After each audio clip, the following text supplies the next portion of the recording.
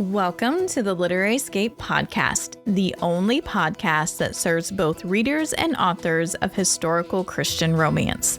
We read, discuss, review, and rate books in this unique romance subgenre, and sprinkle in a few contemporary Christian suspense books. Authors, we bring you inside tips and tricks from those who have gone before you. Then we bring both readers and authors together for fun-filled live Q&As. Literary Escape is the one-stop shop for both readers and authors to connect, learn, and grow together. Let's dive into this adventurous episode. Welcome back to another Writers Wednesday episode. A few announcements before we jump into our conversation today. First, our next Coffee and Books event will be on October 5th from 9 to 10 a.m. Eastern Standard Time. Enjoy an hour of book talk with authors Julie Lessman, Misty M. Beller, and Lynn Shannon. This is a free event, but you do need to register to save your spot. Head over to literaryescape.com/events to register today. We look forward to seeing you on October 5th. We are also running a survey during the month of September where readers can help us schedule our 2025 Coffee and Books events. Vote for the best day and time for you to join us and authors in 2025. Then tell us which authors you would like to meet. The survey goes out each Friday in our newsletter. If you are not signed up, head on over to literaryescape.com/newsletter and sign up today. Authors Terry Whalin will be joining us tomorrow, September 19th, to share the how and why behind writing a book proposal that catches the eye of an agent. Full details and registration can be found at literaryescape.com/events. These events are free for our editing HCRW members and just $17 for anyone who would like to join the training session. We hope to see you there. The Unwavering Faith crowdfunding campaign is off to a great start. I am thankful for everyone who has purchased a book so far. At the time of this recording, we are just 35 books away from unlocking the first bonus item, which is a leather bookmark with Unwavering Faith burnished into it. You can see what it looks like on our campaign page, which is at literaryescape.com/campaign. The link will also be in the show notes. Please consider sharing this campaign with others as we work toward the goal of publishing Unwavering Faith. A huge thank you to Jessica Hicks and Christy Hoffmeister for purchasing a limited edition copy of Unwavering Faith. Thank you, ladies, for your support. That's it for announcements. Let's jump into this week's Writers Wednesday episode where we discuss book proposals with Terry Whalin.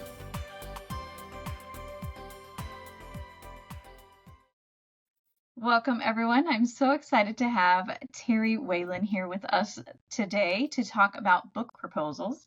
And Terry has written a wonderful book titled Book Proposals That Sell, 21 Secrets to Speed Your Success. And I have not made it all the way through yet, Terry, but I have enjoyed what I've learned so far. So thank you for putting that together and welcome to the show. Well, thank you, Melissa.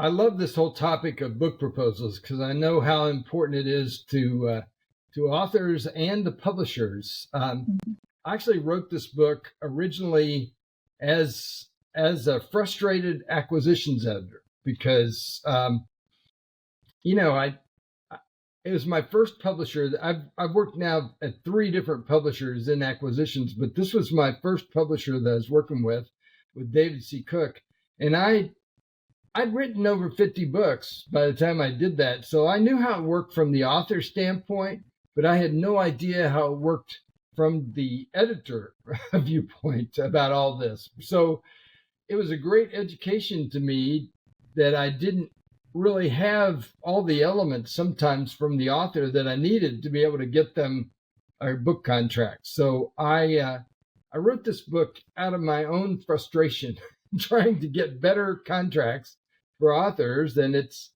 helped a lot of people, and I'm really glad that I put that together.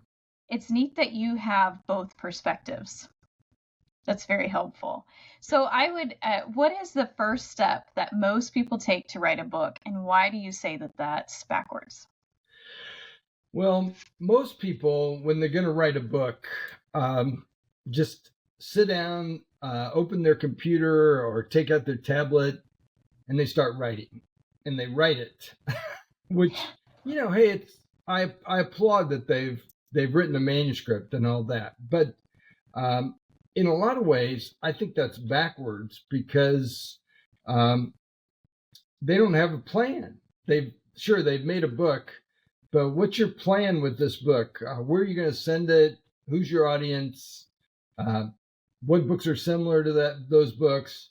Uh, there's a lot of the questions that you kind of need to answer, and the reason, part of the reason I think every author, whether they write fiction or nonfiction or children's books or whatever they write, they need to write a proposal. And hey, I freely admit it's a lot of work to put these proposals together, but that's your business plan. That's your plan of action as far as what you're going to do. And there's an old saying that if you aim at nothing, you'll be sure to hit it. And that's pretty much what you're doing if you just write a book and try to send it out, because you're bound to get rejected a ton doing that without knowing what the system is or how you can catch anybody's attention. I mean, there's just a lot of questions that you have to answer, whether you know those questions are there or not. Yeah. I know you get into the book proposal being your business plan. We'll kind of dive into that for a little bit, but let's just start with the basics. What is a book proposal and why is it important? Yeah, book proposal is, in general, I would say it's maybe 20 to 40 pages.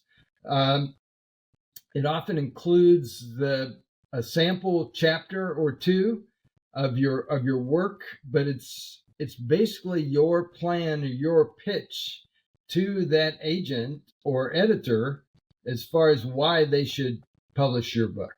And you give them some titles, an overview of the book. I mean, there's a lot of details in how you put this together, but in general, every proposal has those kind of elements to it. One of those elements that in my writers group that I have, we talk a lot about is the marketing plan and knowing your competition in your genre and the expectations of your genre, and just putting together the market plan.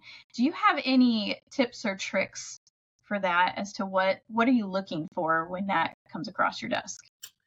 Yeah, no, you're exactly right, Melissa. As a matter of fact, when I worked at Howard Books, which is an imprint of Simon & Schuster, before we could even fill out our contract form to request a contract, we had to list the competitive titles. And so if the author didn't do that, I had to do it in order to be able to fill out my form and get them a contract. So it's a very important thing, and you don't want to just list bestsellers or whatever. So generally, what I encourage people to do to find those competitive titles, it's kind of hard, but what I encourage them to do is to walk into their local bookstore, sort of visualize your book. It's not just a manuscript; it's a completed book. Okay, where will that book be in the store? What section will it be in? What title's on the right? What title's on the left? What's up above it, below it? Those are your competitive titles. And so when you write those competitive titles, the other thing you got to do is you got to say, okay, what's in that book and why is my book different? Or how does it stand out compared to that? Now, you want to be careful when you write that, because you don't want to slam that other book, because maybe you're going to send it to that publisher and you don't want them to say, oh my goodness, this author didn't really like my book. So you want to be careful, because sure, publishing looks like it's a great big industry and there's lots and lots of people in it, but the reality is it's kind of a small community. of people that talk to each other in different houses and we're friends. And so you want to be careful about how you put all that together. Together, do you suggest that you say this is a novel that's similar to mine, but here's how we're different? Is that kind of how you would word that? Yeah, yeah, you'd word it like that, or you could, you could say that, my book is like, left behind, and another book, well-known book, but together, mixed together, so Okay. you could, that's another formula that a lot of people use sometimes for the comparative aspects. I think when looking, just helping some of our authors that are working on their book proposals, I will say this is probably the most difficult section for them, and knowing how in depth they need to go with that as well. So It's basically a little paragraph about that book. And the whole, one of the hard parts with book proposals is coming up with numbers, because publishers love numbers, but those numbers are often hard to find. Now we have Nielsen Bookscan, and so you can get some numbers on different things, but overall, that's a very expensive subscription, and that's why publishers, pay a lot of money to get those numbers. But it's hard for us as authors to have access to that information. yeah, it is definitely. I think one of the tools a lot of us use is Klytics, just to get a read on some of that as well. So, That's but true. let's talk about some of the other moving parts. So, what is an acquisitions editor, and what is this role within a book publisher? Yeah, an acquisitions editor. I usually tell people that an acquisitions editor is basically a hunter and gatherer. So I'm usually the first person that reads the material that comes in from an agent or an author. I interact with it. I interact with that author, make sure that they're a good fit for the publishing house, make sure that the material is a good fit for us. And then also, as a part of my role, is I will champion the book to my colleagues and tell them why in the world we should publish this book. And then if I get a contract for that author, which I never know until I actually get one, that other people are going to agree with me and I'm going to get a contract.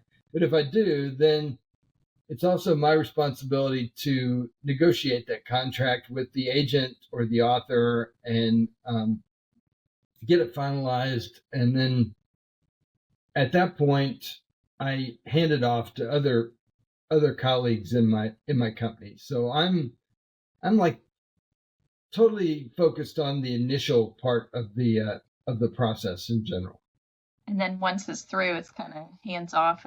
They're on to the next stages. That's right. The best kind of publishing in my view is like a team cooperative place. So it's not that you have to go, totally traditional. You can go independent publishing or something, but just work with some other people rather than just do it on your own and get it out there, because you have a far greater chance of achieving something if you do that. Yeah, I would agree. What is one of the biggest surprises to authors about book publishing or publishers? Yeah, one of the big surprises is that they expect that the publisher is going to do 100% of the marketing for the book, and that they won't have to do much. Well, that's not really true, because as a publisher, at Morgan James, where I work, for example, we do about 200 books a year. So we have a lot of material going through the publishing house. And sure, we love some books more than others, but the person with the greatest passion for that book is always going to be the author. And so you have to use that passion to to make your own marketing plan and figure out what in the world you're going to do, how you're going to sell the book. My transformational experience on this, Melissa, happened in 2007. I was a literary agent. I was invited out to Los Angeles to Mark Victor Hansen was having a mega book marketing university. And I lived in Arizona at the time, so I figure I was kind of like a cheap date, to bring me out there. Didn't have to fly me all the way across the country or anything. But I was there with about 400 other people, and they had a lot of speakers. I sat there listening to all these speakers, and I sat there with everybody else. I had a big notebook I was filling out as we did that kind of thing. But basically, during that time, I woke up as an author, because back then I'd written a lot of books. I'd gotten some, large advances, but I was also getting negative royalty statements. Now, what that means is if you've gotten an advance from an author or from a publisher, your royalties have to earn that advance back before you make any money on it. And so but the publisher still has to report to you, whether it's quarterly or twice a year or once a year or whatever it is. So I was getting these statements and I was looking at them, and they were like, minus 3,000, type thing. I wasn't making any money. And so I figured out during this conference that I wasn't doing my part as an author to be selling books, because sure, I had a little TerryWhalin.com website back then, but I wasn't really promoting my books. I wasn't doing anything at all. And basically what I learned during this event is that, sure, the publisher can make beautiful books. They can get them in bookstores, online and brick and mortar bookstores. But what moves those books out of the stores and into people's hands is the author doing something. So one of the speakers at this event was Jack Canfield. And I love Jack. He wrote this book called The Success Principles, and I have it on my shelf here. And the very first success principle is that I will take 100% responsibility for my own success. Now, to be honest, none of us want to take 100% responsibility. We want somebody else to do it. We want the publisher or marketing person or our agent or somebody else other than us to do that process. But I decided back then in 2007 that I was going to take 100% responsibility for my own success. And so I changed. I started blogging. I started blogging in 2008. I have over 1,700 entries in my blog. I mean, you talk about a lot of information over there.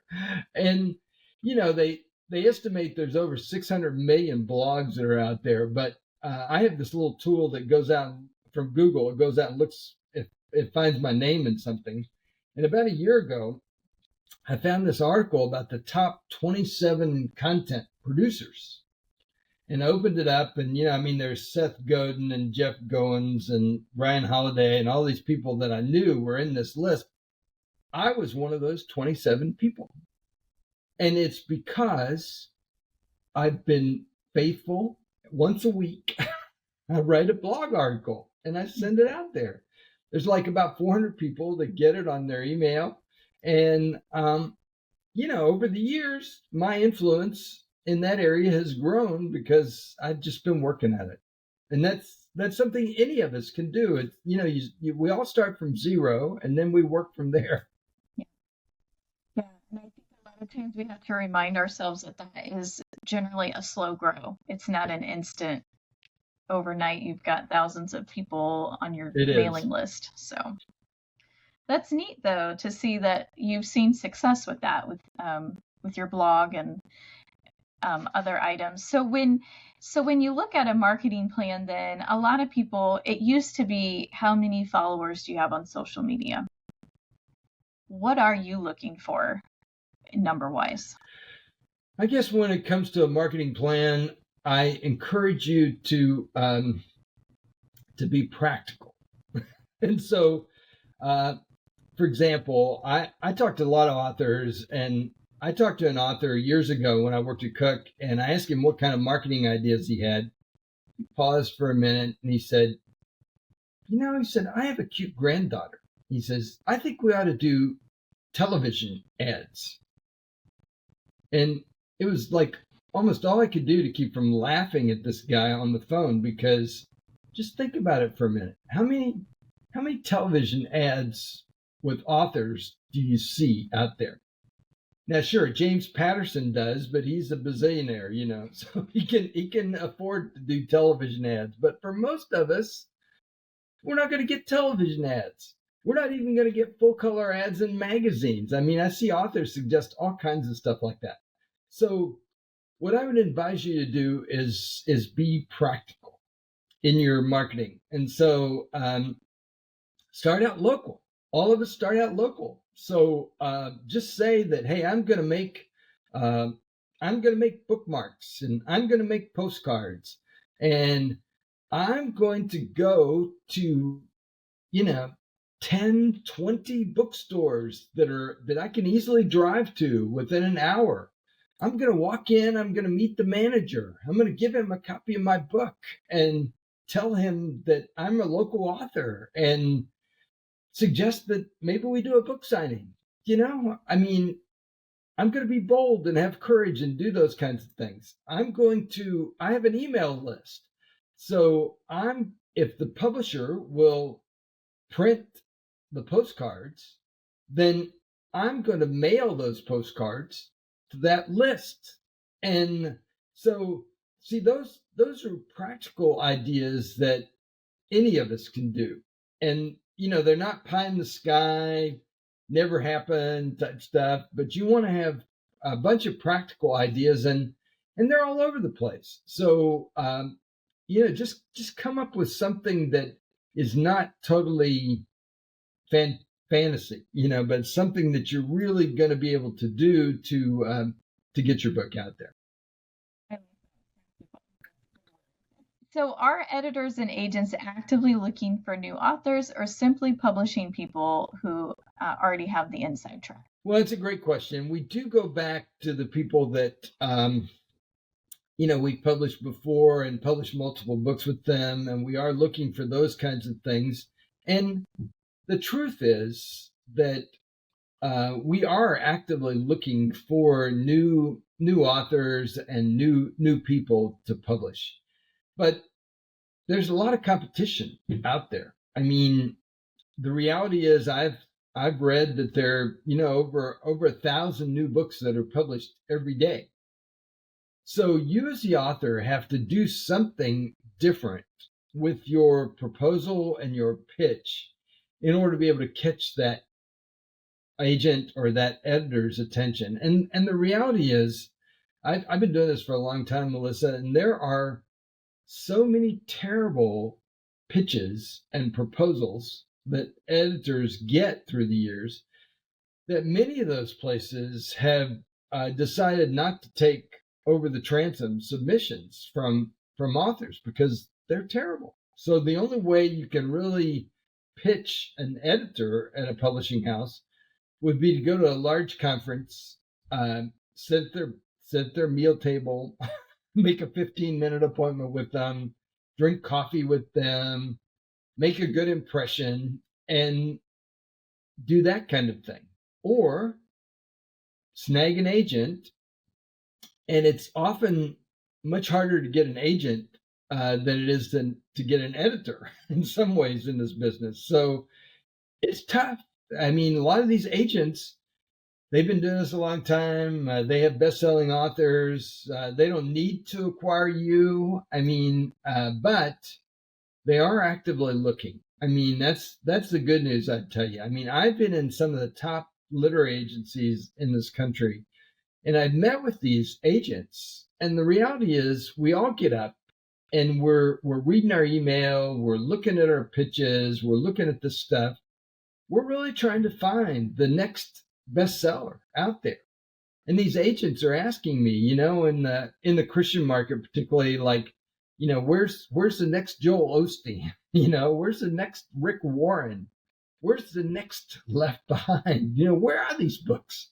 And they're looking for them, and they want to publish them because they know that those will be authors that the public wants, and their books will sell. So one of our members, I think you could answer this question, asked if there's a specific time during the year that's a better time to send your proposal. That's that depends on the publishing house. I would tell you from working at a couple of publishers, as the year goes on, November and December are very hard times because,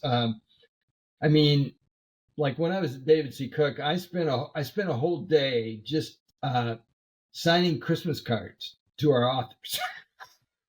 Had nothing to do with my job as an acquisitions editor, but we had thousands of authors at Cook, so had boxes of these cards to fill out. It had nothing to do with what I did for the company, but other editors, I hear that toward the end of the year, they don't get as much stuff, so that's good. It's really a gamble as far as when to send it in. What I do encourage authors to do is to follow up, and that's a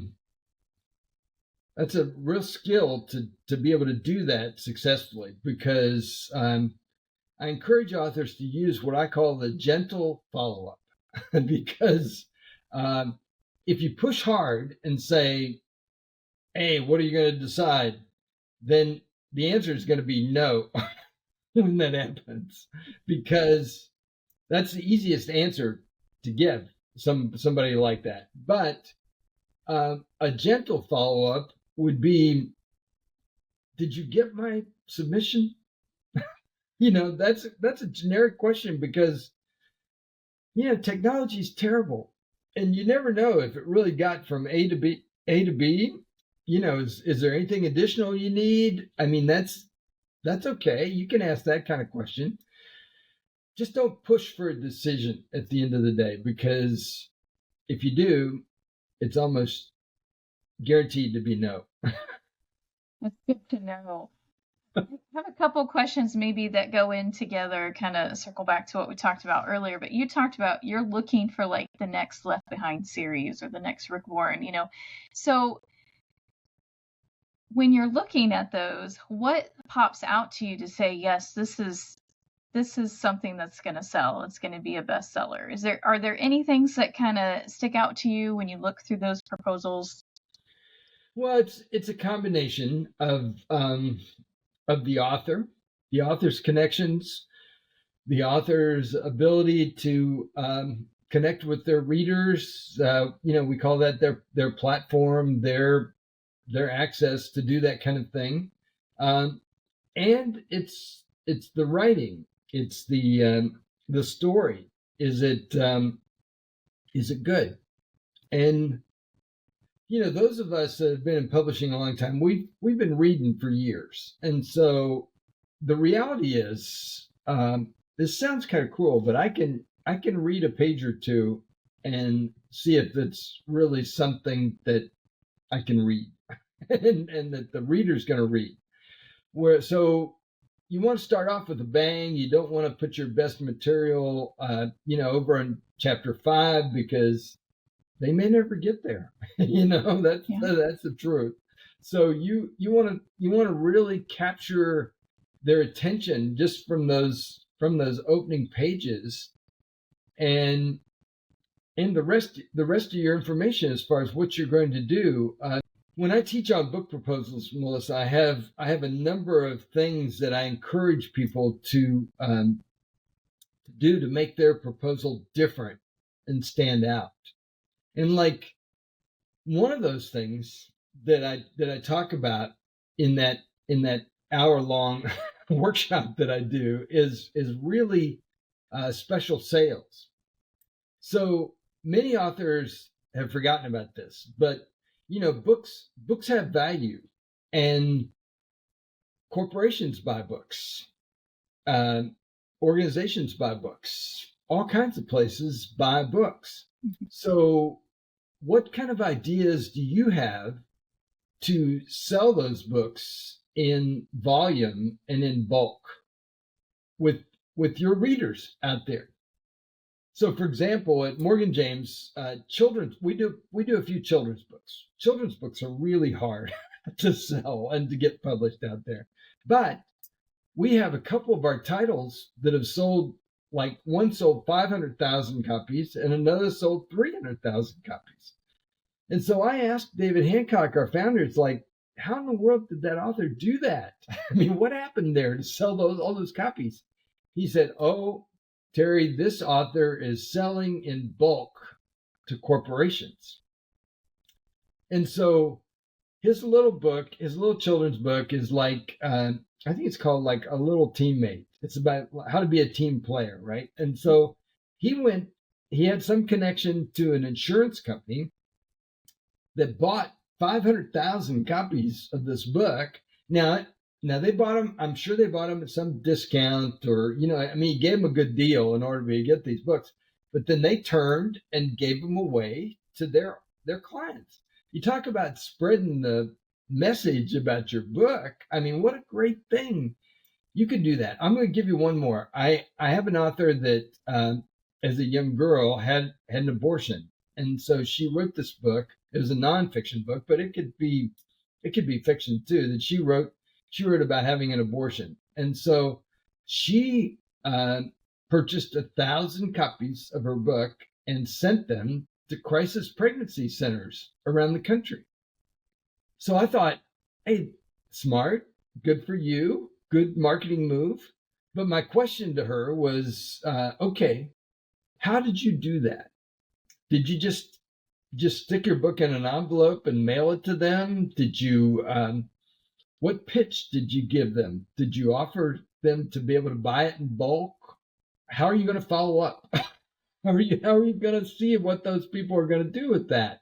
And so, I actually raised those questions and then turned that over to one of my marketing colleagues who is going to work with this author to be able to redeem that marketing effort of hers. But I thought, good for her. That was a smart move on her part to try to stand out and sell books. So that's what you want to do with your proposal. You want to do something that's unique in that pitch, so that they say, well, I got 10 of these. I can reject all these, but this one from Melissa, I really can't send that back because it's got this in it.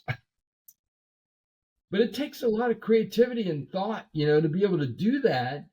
But if you do that, you'll stand out from all these other proposals that are out there.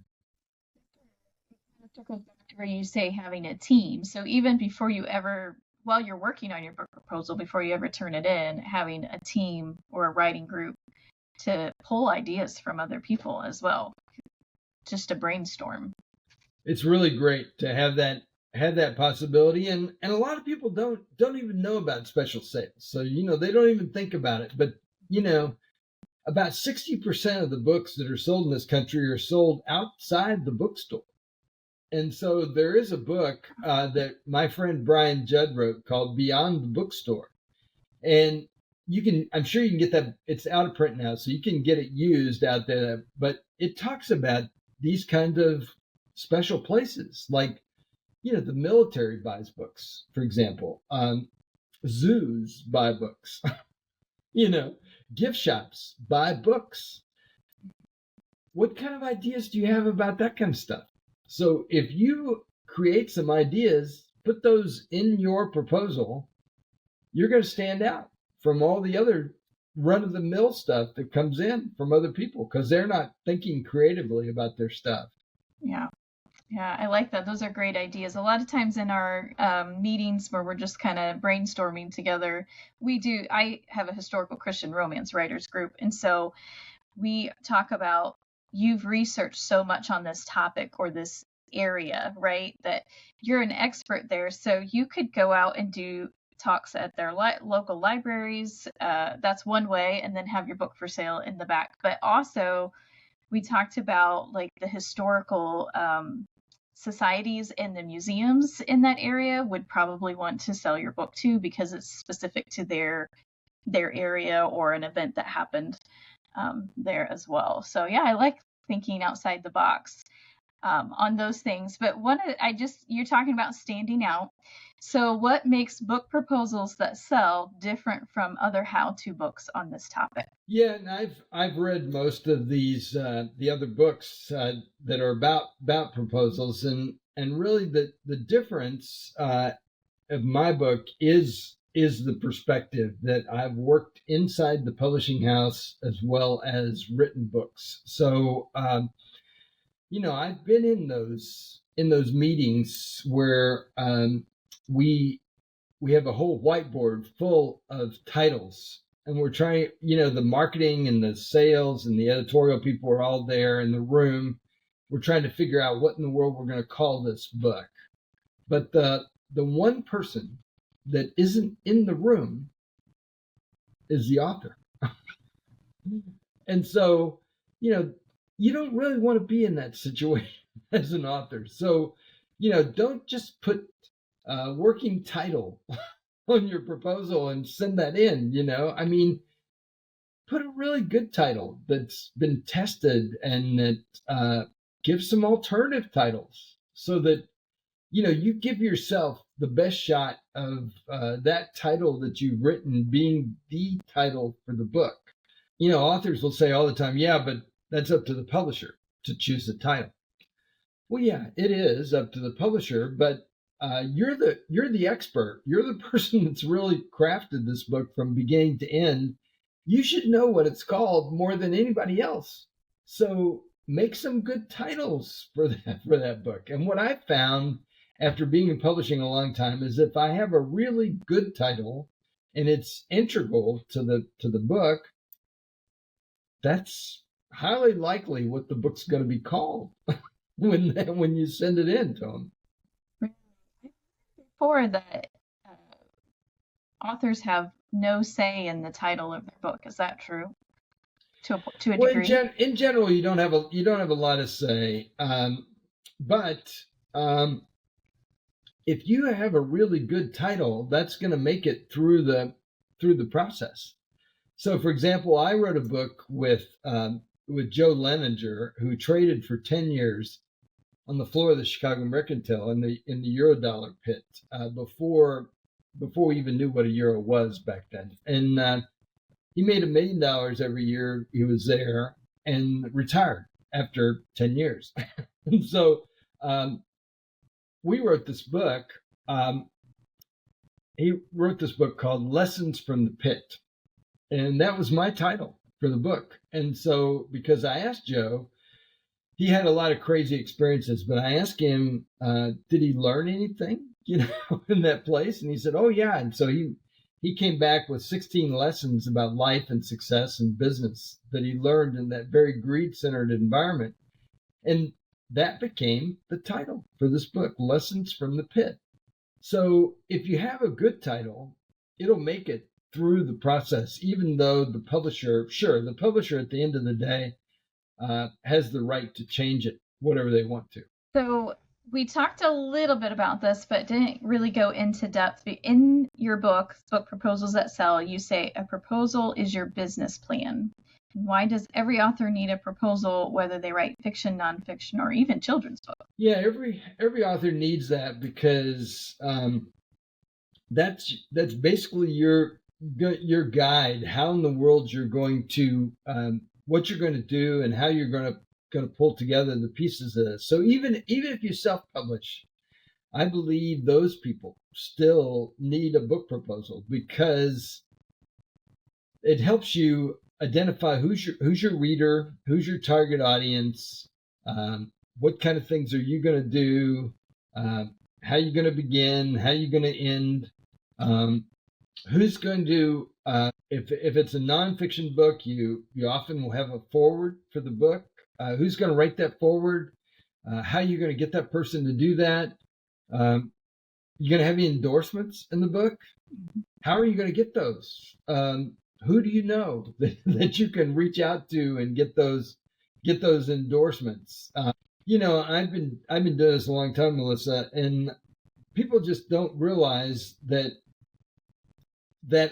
person that endorses your book is either endorsing you as the author or the book themselves. So maybe they would write that endorsement for you. If you wrote that endorsement for them, they would read it and they'd say, I'm good with that, Terry. And that's how a lot of those things happen. And so even if you self-publish, you want to have those endorsements, because people will look at those and say, oh, such and such recommended Melissa's book. I should buy Melissa's book. Mm-hmm. So those really have a big influence over the buyer. And whether it's on the back cover or the front cover or inside the book or wherever it is, basically the way you get those is you ask. And you ask in a way that makes it easy for them to say yes. So maybe you offer a draft endorsement. Maybe you write it. You say, hey, Melissa's historical fiction is really page turner, or whatever words you want to say. And you send that off to them and they go, okay, use that with my name. So you got their permission to do that, and it goes in the book. See, again, you've been creative. You've reached out. You've done something that's beyond what the average person is. Mm-hmm. And so I'm going to sell books doing that, because I have sold books inside these jaded publishing executives because they have a foreword by some Dallas seminary professor for some nonfiction book. The foreword was already there in the proposal. And so they go, well, yeah, we're going to publish this book. And other books, in this jaded bunch, when I was at Cook, the chief operating officer of the company would pipe up every now and then, and he'd say, okay, Terry, we could sell one of those books, one to me and one to somebody else. Well, that statement was the death knell for that pitch, because we weren't trying to sell 2 books. We were trying to sell thousands of books. And so it was like, well, that's all we're going to talk about that, guys. Let's punch the tab and flip to the next book. That's what we would do. And so it's hard. It's really hard for that editor or that agent to be able to get a book contract for you. So you want to help that person all you can by putting your best foot forward with the very best proposal that you can put together. Best foot forward, always. So what reaction have you had from others in the publishing community who have read your book proposals that sell? Well, it's been very encouraging to me. We've improved the quality of submissions, I believe, in doing this. And my book actually has, the first edition had over 130 5-star reviews out there. And now I think I'm over 150 5-star reviews for this book. People have written me and they've said they've gotten an agent, they've gotten a $50,000 advance. Now they didn't send me any money when they said that, but I thought, fantastic. You really want people to read your work and be successful with what they do. I've had other people that say, oh yeah, I learned how to write a proposal reading book proposals that sell. So it's been very encouraging to me. But the reason we have a revised edition of this book now is because publishing's changed a lot from when I did my first book. One of my secrets years ago was always include an SASE, a self-addressed stamped envelope. Well, now we don't even use that because, we back then we were putting everything in the mail to the editor or to the agent. And so I had to completely rewrite that whole point in this new edition of the book. But I have some resources, Melissa, too. I want to make sure that people can get those, because if you go to bookproposals.ws, that will take you to a web page that has this book cover on it, and it has a little type about it, and it has a big button that says free book. So I want people to get the ebook version of this book for free. Now, why would I do that? Well, at Morgan James, we've learned that if somebody gets the ebook version of your book for free and starts to read that ebook version, there is a high probability that they're going to turn and buy the print copy of the book. So by giving away those ebooks, I lose nothing. I drive print sales, and Morgan James sends me those email addresses from those downloads. So we're helping our authors build their email list and drive print book sales by giving away a free ebook version of their book. So it's a very different way that we operate out there, but it's been very successful for us. You also do workshops as well. I do. I've taught about book proposals a lot of different places around the country. So yeah, when I go speak, it's a common topic that I will speak on. I'm very passionate about it because I want people to get their work out there, stand out, and really be able to succeed in this process. Well, I can see your passion comes through, and I really appreciate that you have a heart to share that information to help people get their stories out there. So thank you.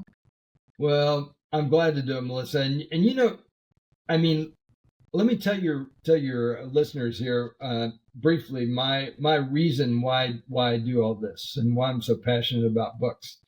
I'm passionate about books because books change people's lives, and I know that firsthand because when I was a sophomore in college, I was at Indiana University studying journalism, and this was in the pre-computer days, and we were all sitting at our old Royal typewriters trying to pound out our stories.